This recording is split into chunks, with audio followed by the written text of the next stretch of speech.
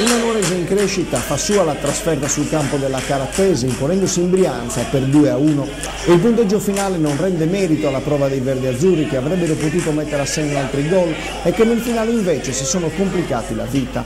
Guidata a centrocampo da Priore La Tartara e con un inarrestabile Troianiello, la Nuorese ha subito preso in mano le redini della gara e dopo 7 minuti ha sbloccato il risultato. Nuvoli ha scambiato con Dossù e dal limite ha fatto parte di un destro che si è infilato nell'angolo basso. Per il giovane di Semoli, primo gol con la maglia verde-azzurra. La Nuorese ha controllato l'impalpabile reazione dell'11 di Antonelli, chiudendo gli spazi e proponendosi in azione di rimessa. Solo nel finale di tempo la Carattese si è resa pericolosa, ma il pallonetto di Grossi ha sorvolato la traversa. Nella ripresa ancora nuorese, al 56esimo è arrivato il raddoppio, a conclusione di una bella manovra con l'assist di La Tartara e la precisa finalizzazione di Troianiello.